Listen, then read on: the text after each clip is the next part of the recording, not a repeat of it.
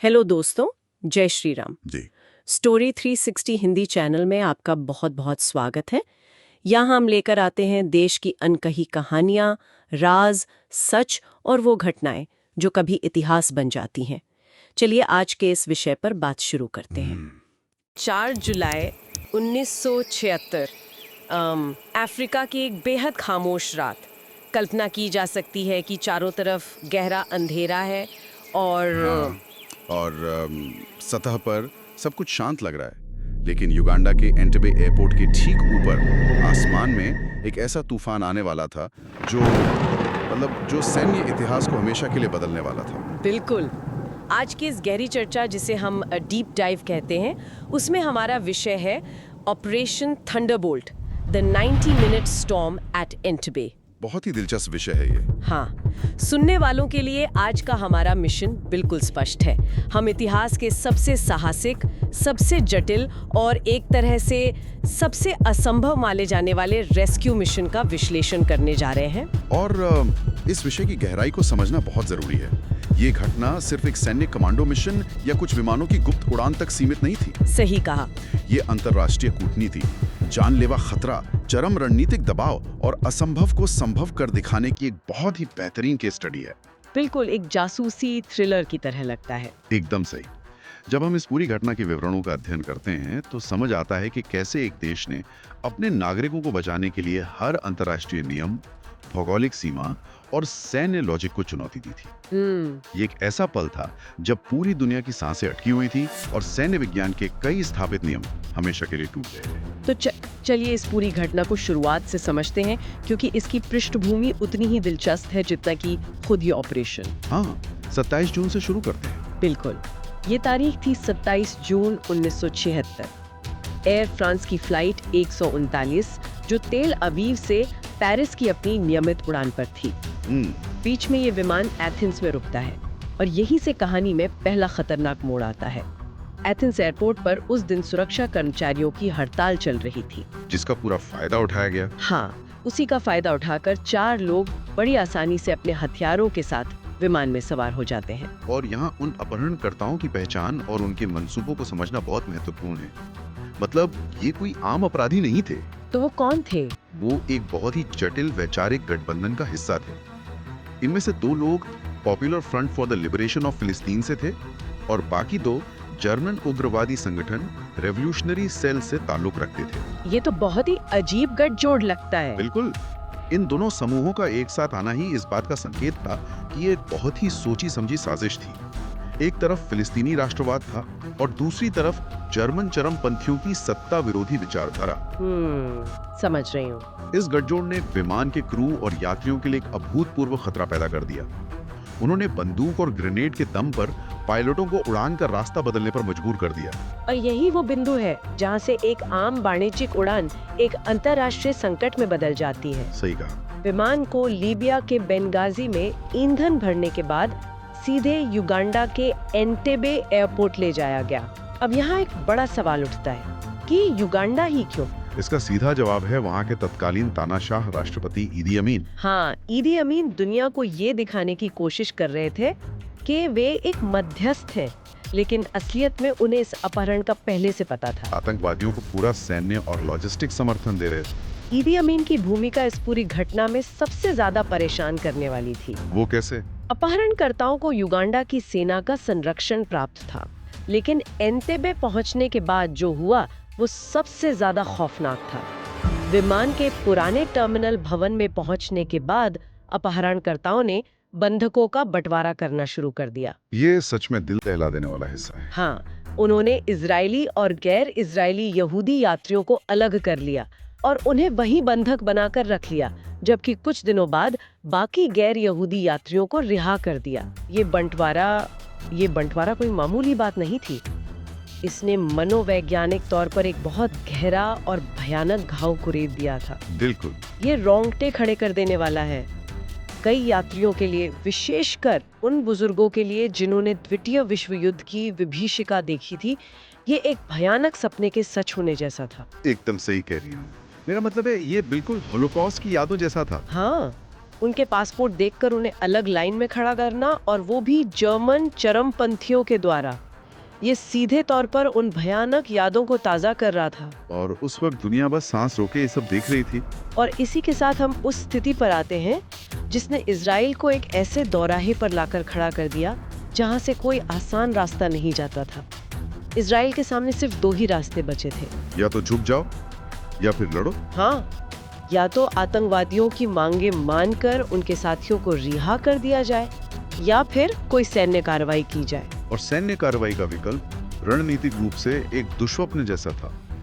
दुश्मन का देश, एक ऐसा तानाशाह जो अपहरणकर्ताओं की मदद कर रहा है, और सबसे बड़ी बात, किसी भी अन्य देश या स्थानीय खुफिया तंत्र का कोई सहयोग नहीं। बिना किसी सहयोग के। बिल्कुल, बिना किसी जमीनी मदद के एक विदेशी और शत्रु देश की धरती पर सैन्य कार्रवाई करना सैन्य विज्ञान के हिसाब से आत्महत्या के बराबर माना जाता है। इजराइल की कैबिनेट में भारी मतभेद था। रक्षा मंत्री शिमोन पेरेस किसी भी हाल में सैन्य ऑपरेशन के पक्ष में थे, जबकि प्रधानमंत्री यित्साक राबिन का मानना था कि जब तक कोई ठोस योजना ना हो, बंदूकों की जान खतरे में नहीं डाली जा सकती। और ये ठोस योजना बनाना कोई आसान काम नहीं था, क्योंकि जो चुनौती थी वो सिर्फ राजनीतिक या कूटनीतिक नहीं थी, बल्कि विशुद्ध रूप से भौगोलिक भी थी। 4000 किलोमीटर। हाँ, 4000 किलोमीटर। हम आम जिंदगी में 4000 किलोमीटर की कल्पना कैसे करते हैं? ये इतना लंबा फासला है कि अगर कोई इंसान बिना रुके गाड़ी चलाए तो भी उसे कई दिन लग जाएंगे। सही कहा। और यह एक पूरी सेना को भारी हथियारों के साथ कई दुश्मन देशों के रडार से बचते हुए 4000 किलोमीटर दूर जाना था। यहाँ कहानी वास्तव में दिलचस्प हो जाती है। बिल्कुल। और यहीं पर इजरायली खुफिया एजेंसी मोसाद और सैन्य खुफिया विभाग ने एक ऐसा कारनामा किया जो किसी चमत्कार से कम नहीं लगता। खुफिया जानकारी जुटाना। खुफिया जानकारी जुटाने का वो चरण इस पूरे मिशन की रीढ़ था। जब गैर यहूदी बंधकों को पेरिस में रिहा किया गया तो मोसाद के एजेंट वहाँ मौजूद थे। उन्होंने उनसे पूछताछ की होगी। बहुत ही गहन पूछताछ। अपहरणकर्ताओं के पास कौन से हथियार हैं, वे कहाँ खड़े होते हैं, उनका रूटीन क्या है, और सबसे महत्वपूर्ण, उस टर्मिनल बिल्डिंग का नक्शा कैसा है। और जब टर्मिनल बिल्डिंग के नक्शे की बात आती है तो यहाँ एक ऐसा तथ्य सामने आता है जो सच में दिमाग घुमा देता है। हाँ, सोलेल बोने वाली बात। बिल्कुल। इजराइल को एंटेबे के उस पुराने टर्मिनल का नक्शा किसी जासूस से नहीं मिला, बल्कि उन्होंने खुद उसे बनाया था। ये एक बहुत ही अद्भुत संयोग था। दरअसल सालों पहले सोलेल बोने नाम की एक इजरायली कंस्ट्रक्शन कंपनी ने ही उस टर्मिनल का निर्माण किया था। जब सेना को ये पता चला तो उन्होंने तुरंत उस कंपनी के इंजीनियरों को बुलाया और रातों रात उस टर्मिनल का पूरा ब्लूप्रिंट और एक डमी मॉडल तैयार कर लिया। इस एक जानकारी ने असंभव को शायद संभव में बदल दिया। उस ब्लूप्रिंट ने कमांडरों को बहुत मदद की। बिल्कुल, उस ब्लूप्रिंट ने कमांडरों को ये समझने में मदद की कि उन्हें किस दरवाजे से घुसना है और कौन सी दीवार तोड़नी है। इसी खुफिया जानकारी के आधार पर ऑपरेशन थंडरबोल्ट को अंतिम रूप दिया गया। और इस योजना के 3 मुख्य स्तंभ थे, है ना? हाँ, इस अकल्पनीय योजना की सफलता 3 बहुत ही महत्वपूर्ण और बुनियादी स्तंभों पर टिकी थी। पहला था रात का समय। अंधेरे का फायदा उठाकर दुश्मन को इस कदर चौंकाना कि उन्हें प्रतिक्रिया का समय ही ना मिले। और दूसरा था तेजी। जमीन पर उतरने से लेकर बंधकों को वापस विमान में बैठाने तक का काम इतनी जल्दी होना चाहिए कि युगांडा की सेना को अपनी पूरी ताकत जुटाने का मौका ना मिले। और तीसरा स्तंभ सटीकता। टर्मिनल के अंदर एक भी गलत गोली या एक भी गलत कदम का मतलब था निर्दोष बंदूकों का मारा जाना। और इन तीनों चीजों का सबसे बड़ा इम्तिहान हुआ 4 जुलाई की उस खामोश रात को।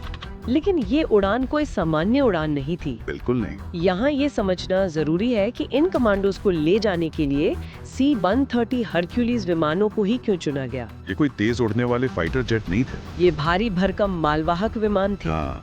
इन्हें इसलिए चुना गया क्योंकि ये भारी मात्रा में हथियार, गाड़ियां और सैनिकों को ले जा सकते थे।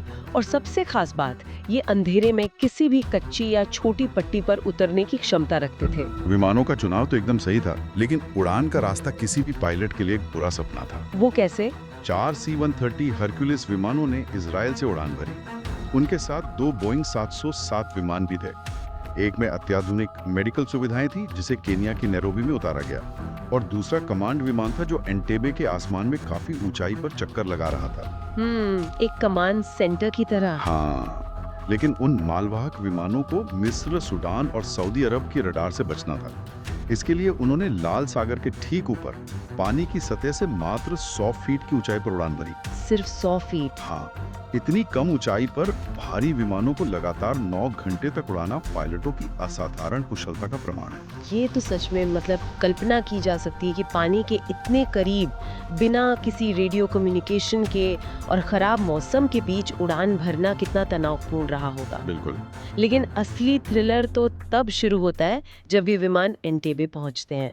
रात का घना अंधेरा, वे रडार से बचने के लिए इतना नीचे उड़ रहे थे कि किसी को भनक तक नहीं लगी, किसी को कानो कान खबर नहीं हुई। और फिर वे बिना किसी रोशनी के अंधेरे में ही एंटेबे एयरपोर्ट के रनवे पर उतर जाते हैं। और यहीं से शुरू होता है वो 90 मिनट का तूफान जिसने पूरी दुनिया को हिलाकर रख दिया। विमान के पूरी तरह रुकने से पहले ही उसकी पिछले हिस्से का कार्गो दरवाजा खुल गया। और अगर हम बड़े परिदृश्य से जोड़ें तो यहाँ कमांडोज ने जो तरकीब अपनाई वो उनकी मानसिक कुशाग्रता और आउट ऑफ द बॉक्स सोच का सबसे बड़ा उदाहरण है। आप उस काली मर्सिडीज की बात कर रहे हैं? हाँ, उन्होंने एक ब्लैक मर्सिडीज कार का इस्तेमाल किया। ये ब्लैक मर्सिडीज वाला हिस्सा इस पूरी कहानी का सबसे चर्चित और हैरान करने वाला पहलू है। मतलब कल्पना कीजिए, दुश्मन के गढ़ में होना और दुश्मन के सबसे बड़े नेता का ही भेष बदलकर उसी के दरवाजे से अंदर घुसना।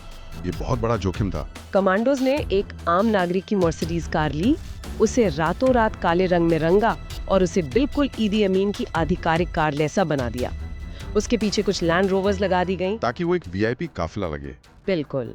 जैसे ही विमान से ये काफिला उतरा, वो सीधे टर्मिनल की तरफ बढ़ा। युगांडा के पहरेदारों को लगा कि खुद राष्ट्रपति ईदी अमीन आधी रात को दौरा करने आए हैं। लेकिन यहाँ एक बहुत ही बारीक चूक भी हुई थी जो ये साबित करती है कि वास्तविक जीवन के ऑपरेशंस फिल्मों से कितने अलग होते हैं। वो कौन सी चूक थी? कमांडोज को ये नहीं पता था कि ईदी अमीन ने हाल ही में अपनी काली मर्सिडीज की जगह एक सफेद मर्सिडीज खरीद ली थी। ओहो, ये तो बहुत बड़ी गड़बड़ हो सकती थी। हाँ, जब ये काफिला टर्मिनल के करीब पहुंचा तो एक युगांडा के संतरी को शक हो गया। उसने अपनी राइफल तान दी और यहीं पर इजरायली कमांडोज को साइलेंसर लगी पिस्तौल से फायर करना पड़ा। ये वो पल था जब धोखा खत्म हो गया और सीधी कार्रवाई शुरू हो गई। और वो कुछ सेकंड का धोखा ही था जिसने कमांडोज को वो अहम दूरी तय करने में मदद की। जैसे ही हकीकत सामने आई, भारी गोलीबारी शुरू हो गई। बिल्कुल। ये कार्रवाई इतनी तेज, इतनी क्रूर और इतनी सटीक थी कि अपहरणकर्ताओं को संभलने का एक मौका तक नहीं मिला। कमांडो सीधे उस बड़े हॉल में घुसे जहां बंदूकों को रखा गया था। वहां उन्होंने हिब्रू और अंग्रेजी में चिल्लाकर कहा, नीचे लेट जाओ, हम इजराइल से हैं, हम तुम्हें घर ले जाने आए हैं। उस हॉल के अंदर का दृश्य बेहद अफरा तफरी वाला रहा होगा। कमांडोज को ये तय करना था कि कौन बंधक है और कौन आतंकवादी, वो भी पलक झपकते ही। वो भी इतनी गोलीबारी के बीच। हाँ, कुछ ही सेकंड और मिनटों के भीतर सभी अपहरणकर्ताओं को मार गिराया गया। लेकिन ये ऑपरेशन सिर्फ उस हॉल तक सीमित नहीं था। एक और बहुत बड़ी चुनौती बाहर खड़ी थी, युगांडा की वायुसेना। ये एक ऐसा विवरण है जिसे अक्सर लोग भूल जाते हैं। सही कहा। इजरायली सेना जानती थी कि अगर वे बंदूकों को बचाकर वापस उड़ भी गए तो युगांडा के मिग लड़ाकू विमान उनका पीछा कर सकते हैं और उन धीमे उड़ने वाले C-130 विमानों को आसमान में ही तबाह कर सकते हैं। इसीलिए उन्होंने एक अलग टीम बनाई थी। हाँ, एक टीम का काम सिर्फ इतना था कि वो रनवे पर खड़े युगांडा के लड़ाकू विमानों को नष्ट कर दें।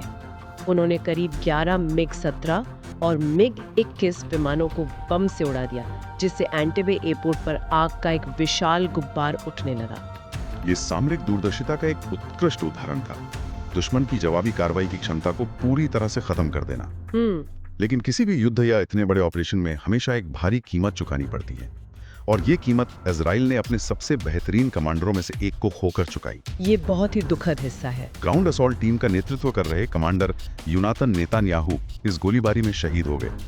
उनकी शहादत इस बात की याद दिलाती है कि इतनी बड़ी सफलता के पीछे कितना बड़ा मानवीय बलिदान छुपा था। ये बहुत ही भावुक कर देने वाला पल था, एक कमांडर का अपनी टीम को आगे से लीड करते हुए जान गंवाना। और सिर्फ वो नहीं, हाँ, इसके अलावा गोलीबारी की उस अफरा तफरी में 3 बंधकों की भी दुखद मौत हो गई और एक बंधक डोरा ब्लॉक, जिन्हें ऑपरेशन से पहले ही तबीयत खराब होने के कारण कंपाला के एक अस्पताल में ले जाया गया था, वे वहीं छूट गईं, जिन्हें बाद में युगांडा के अधिकारियों ने मार डाला। ये सब याद दिलाता है कि ये कोई हॉलीवुड फिल्म नहीं थी, बल्कि एक खौफनाक हकीकत थी, जहां जीवन और मृत्यु के बीच सिर्फ मिलीमीटर का फासला था। बिल्कुल।